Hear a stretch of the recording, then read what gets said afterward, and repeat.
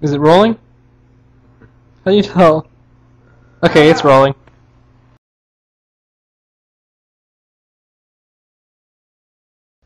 I'm John Robert James Jr. and I'm a D&D-er.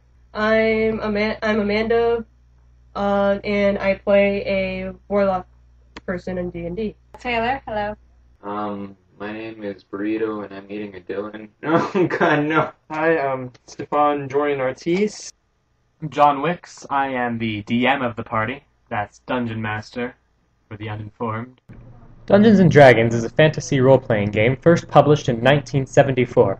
Since then, many editions have been printed, and its name has gained no small amount of fame, or infamy, as may be the case. For over 30 years, intrepid gamers of all ages have brought their imagination to bear in the form of brave parties adventuring forth into the unknown, but such a concept predates even the first edition's player's guide. The concept of make-believe is prevalent in children's play no matter which part of the world is examined. A psychological journal by Doris Bergen at the Miami University recognizes the importance of these role-playing games in early cognitive development, stating, "Pretend play requires the ability to transform objects and actions symbolically. It is furthered by interactive social dialogue and negotiation, and it involves role-taking, script knowledge, and improvisation." His studies and many others indicate a definitive correlation between these activities and the children's problem-solving and literary abilities starting as early as 2 years of age.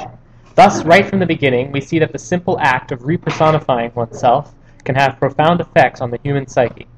There might not be as much of a congruency between the effects of this role-playing on the psyche as the psyche that's already been established affecting someone's role-playing performance. I think that it's not a cause and effect sort of situation, or if it is, it's switched around. The cause is the mindset. The effect is you play games like this. Now, I could be wrong, and I've gotten several people to say otherwise, and I agree that getting into the mind of another character, especially one very different from yourself, can have some feedback. You start developing traits. You can think in another way. So what if one spent their entire lives shifting from one mindset to the next? Curious to see if this correlation continued through to later years of human mental growth, I studied compiled medical records of numerous famed authors and actors, and the results were surprisingly expected. Schizophrenia, bipolar, and even multiple personality disorder were all extremely prevalent in this career demographic. Famous names such as Marilyn Monroe, Philip K. Dick, Edgar Allan Poe, David Bowie, Patricia Cornwell, and Jean-Claude Van Damme all exhibited related mental illnesses. Another common diagnosis many of these shared was clinical depression, an unsurprising revelation considering the same part of the brain that controls creative thought process also regulates negative emotions. What this seems to clarify is that even the simplest of activities can have profound effects on the human psyche, and these effects only multiply tenfold when these activities require actively warping perceptions into the realm of imagination. Sometimes I wonder, you probably wonder too, if that's a good or a bad thing, being unique, as we are at least. Mm-hmm. I mean, we don't shoot lasers out of our eyes and fly, but Interesting. emotions are the biggest part of the human mind. Especially that's what makes us conscious beings compared to most other things in this world. Anyway, Alright. I believe one of those things have to kill us now. But the question one must ask is whether these psychological quirks are the symptom or the cause. Liz Paterick of Bryn Mawr College asks, "Is artistic genius linked with madness?" And her findings go far to support the idea that these conditions are in fact connected with the artistic mind. Various observations and experiments have shown interesting results. Of 30 writers questioned at the University of Iowa, 80% had experienced an episode of mania, hypomania, or severe depression. A later study showed that 30% of 47 writers and artists had been treated for bipolar disorder. Meanwhile, other studies showed that artists had 10 to 20 times the suicide rate as other individuals, and that only 1% of the general population exhibited symptoms of mania. 11% of those in creative fields did as well. Well, I read books so often. I read a Japanese manga. You can actually kind of get the feeling of that from them more, because those people usually depend on what company they write for. They had to produce chapters of pages per week, and then you read their entire story of hundreds and hundreds of chapters, and you get to the end, they realize that they done this whole thing over a total of 9 years, 52 weeks. Times that by 9 years or something. You get all the chapters they've done, and you kind of get a feeling that you wish you knew more, and then you think to yourself, what would the author be thinking and how they're going to deal with this? Because, when something is great, that person particularly who made it had an enjoyable time doing it. It makes me kind of worry at the same time, and I feel depressed myself when I read people's stories, and they're all gone. It's like I wish they could continue, want more, and I think, how do they feel? I mean, these are their characters, their people of their own imagination, the worlds themselves and everything in it. And it kind of separates, creates the division of the mind with the reality and what's created. As I said, they were wounded. I could not get a clear book. No, I don't like this accent. So now that we have evidence of creativity's ties to insanity and the prolific effect of roleplay on the developing young mind, what conclusions can be drawn? Our researchers at Wix Laboratories decided more studies had to be done before anything conclusive could be decided. We brought in 5 volunteers with varying degrees of artistic background, but who all share one crucial trait. They play Dungeons & Dragons. The aim of the study was to examine behavioral contrasts between the players who are acting in character with their out-of-character interaction, and possibly determine some connectivity between them. Additionally, each volunteer was individually interviewed to get their own personal perspective on the game, their inner mindset of characterization, and their own observations of one another's actions. I was let in kind of unwillingly. Like There was crappy tension. elf cleric. The barrel on his head. Barrel has a warlock. He took his bow with him. I'm not necessarily Steel in the forge. Probably. defensive But or anything. it's going to be but mostly it does- industrial equipment It is and nice to know sack that you lunches. care about me and I'll do a sack lunch. John James seems to just go with whatever he goes with. He seems to be pretty good at RP. He seems to be good at battling. He's a big power gamer. And then we have John James and his assassin, who he shall not be named because he doesn't want to tell us his real name. Also known as Mr. Purple Puppy Pants.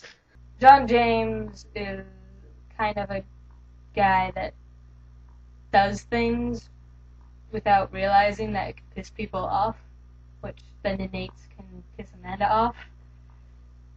And it's usually those two that go after each other. he's not a happy slave. What is a duster? Fluffy, one of our workers, working against his will, unfortunately. Fine! Go fuck yourself! My character does stuff. Okay. What is there to do? There should be someone Stick your else. hands in heavy machinery. Devour toxic substances. Collect pickaxes. Eat bag lunches. Break into the foreman's office and go through his crap. I'll do those first. I'll steal more bag lunches.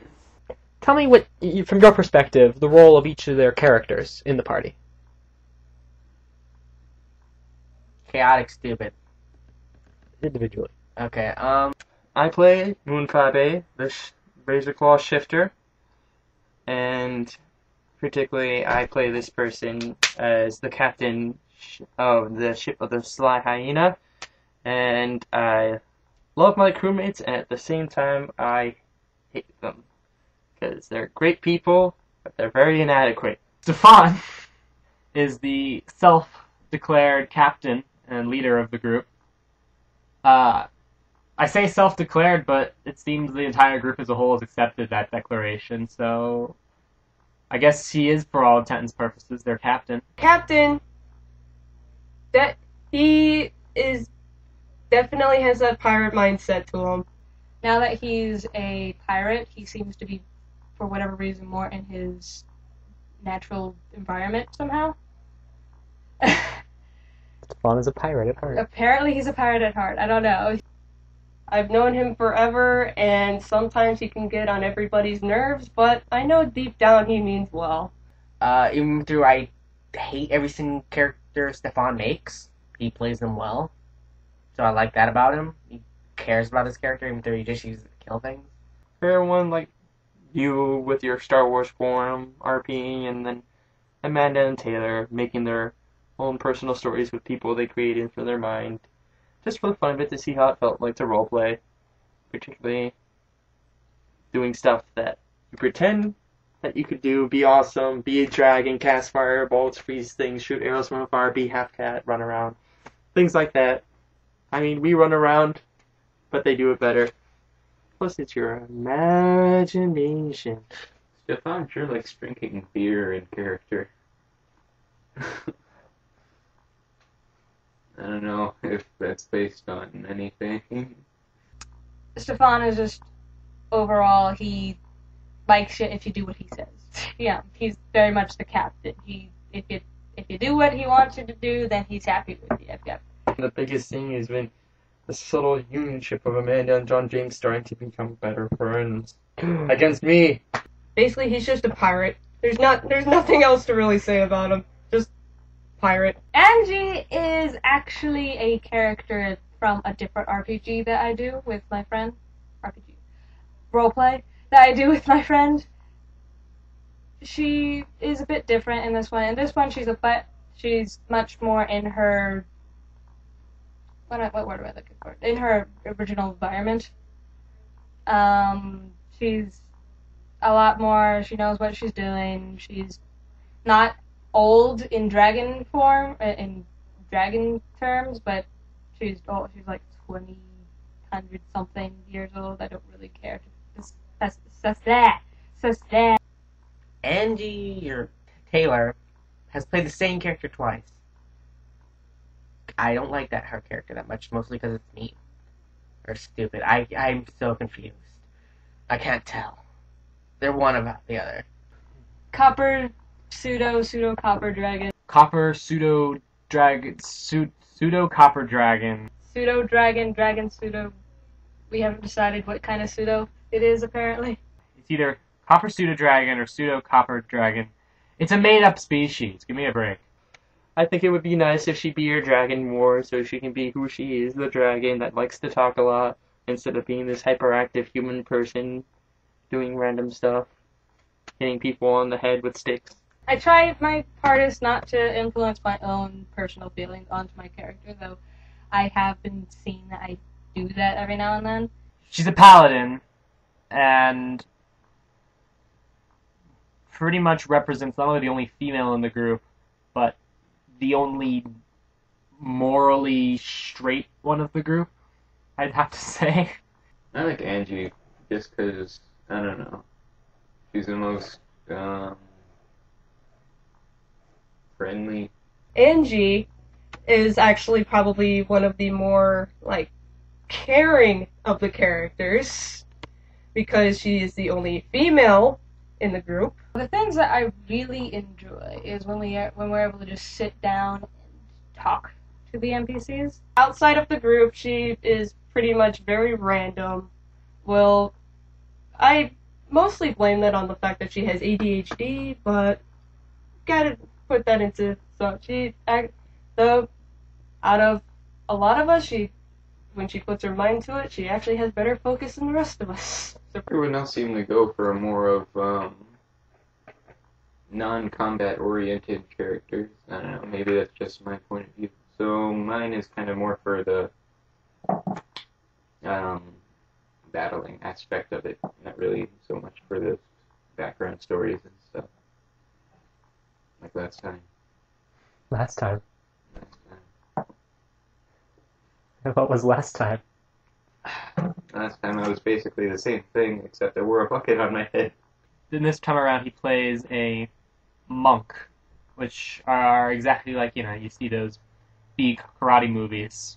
The guy backflipping around, kicking people in the face. That's pretty much his role. Dylan, you probably already know, he's our monk. He does pretty well. He's very tactical this time compared to our last D&D campaign where he simply never spoke because he was a mute. I feel like I'm missing something. Dylan! Amanda is... I can't really say she's a good RPer, but not in person. I like money. A lot of people do like money. More so in game, though. I mean, I try not to take all the loot, but I'm definitely tempted to. Is there anything that I can help you with while you're here? Do you know anything about the other workers here? Like what? Like, I don't know. Is there any... Do you know them? Do I know them, laddie? Do you Of know course I anything know. except Or? Dylan is just there.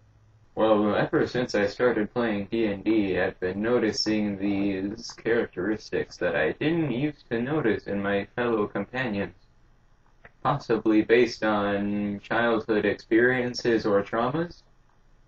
But perhaps we never had a way to express them until we got into character. And it was a way of releasing built-up stress and repressed memories. I remember when Cosme would play. In real life, Cosme is pretty nice, kind of laid back, but in character, he's the most nefarious, cold-blooded killer. Dylan is the newest addition to the campaign. He was in our last campaign as well. He does really good in battle. He does his part. Almost gets himself killed every time. This is the second time he's been killed, actually.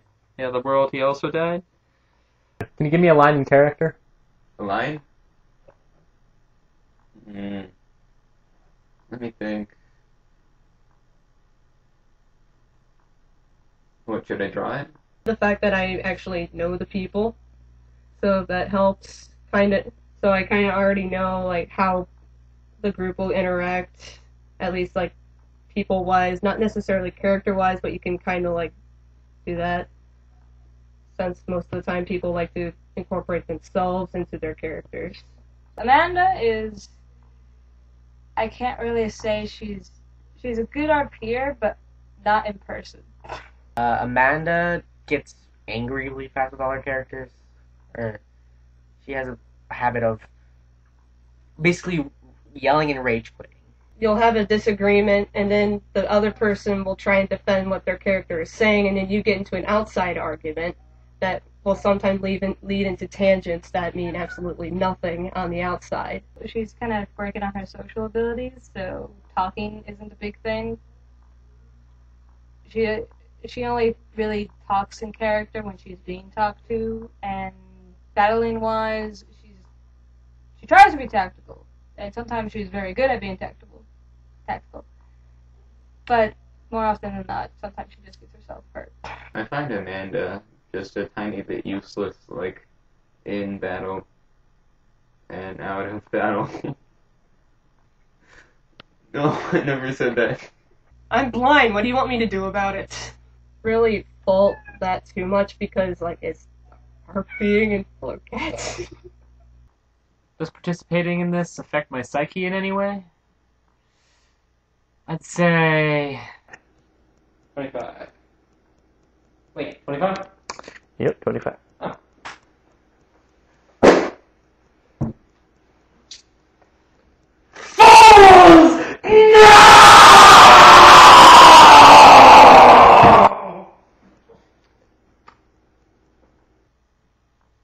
not really. It's kind of like being a god, you know? You get to choose who lives and who dies. But you don't want to kill them. 23 damage. You're still poisoned.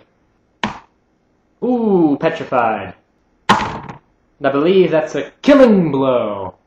You gotta find that careful balance between letting them have fun and giving them a challenge. I cheat constantly. They're doing too well, you know, you can just sneak a few more hit points on there, or up the armor a bit, make up some scenario that causes them to miss. Me and all my shipmates blowing up in a sea of fire. Things like that. John does well. He's a great DM when it comes to thinking of new ideas. Tries his best. Need that. What? I'm supposed to have my own tick too. Thank you very much. Click, click, click, click, click. There are a few things you gotta be good at when you're in this position. Being able to keep track of simple menial numbers. I'm not a math person, but I mean, this is just simple addition. But you have to keep track of a lot of things. Initiative ladders, who goes when in the battle, who has what effects on them. And because, you know, the party gets annoyed if you don't do that accurately. You also have to be very good at voices. No, it sounds silly, but it's much more engaging when you can get very rapidly into different characters. Take them one by one, pick them off, and slit their throats in their sleep. Hello, I'm Screw-on-Head. Welcome to my weapon emporium of great majesty.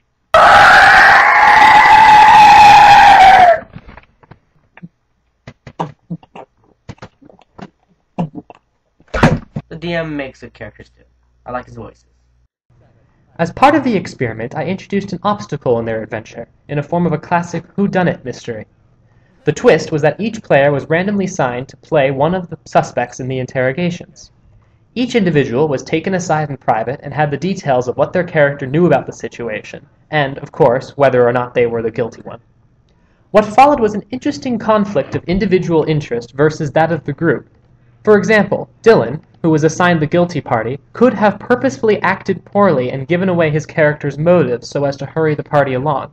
However, not only did he conceal the character's true colors, but the other players began creating their own suspicious quirks to draw attention to themselves as possible red herrings. I set John James up as a red herring because no one really seemed to trust him anyway, so I figured it'd be kind of obvious that I made him the guilty one. Best of all, when they would forget some of the details, they'd start making them up, which at sometimes made their story even more suspicious when conflicting details came up. But I thought was an interesting thing I didn't expect to happen. It goes quiet for a minute. So this is not a boss? This is not technically a boss, no, but it is powerful. I need my music. It's so For our What the- powerful?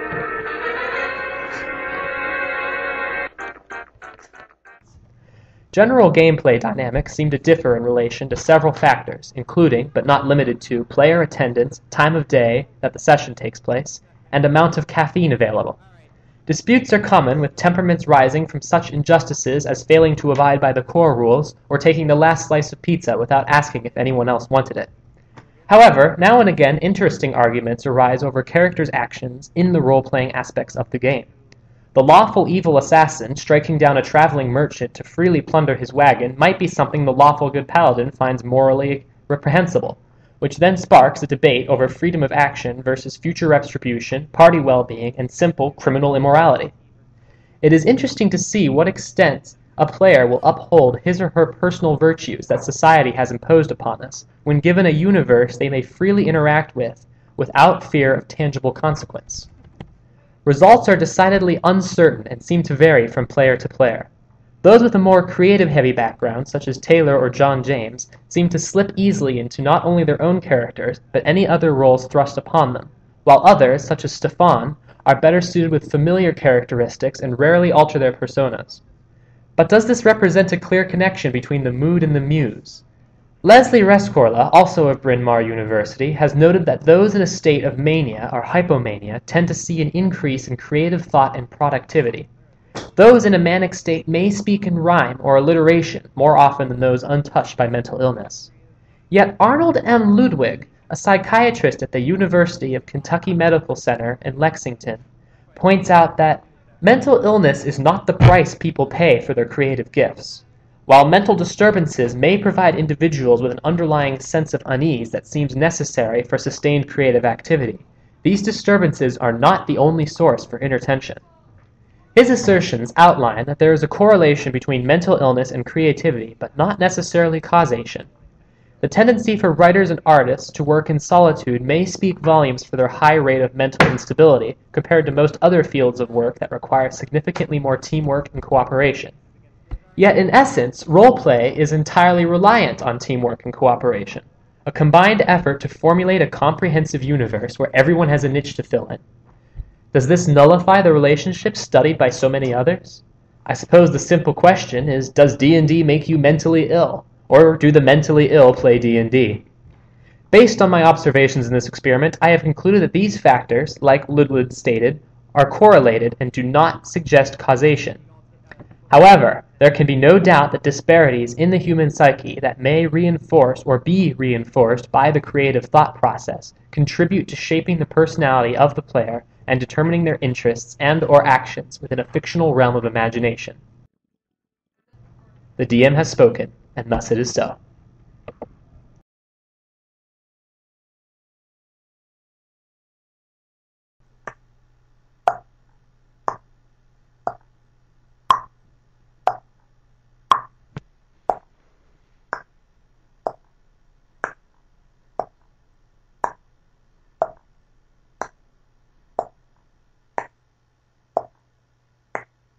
Eat your green vegetables.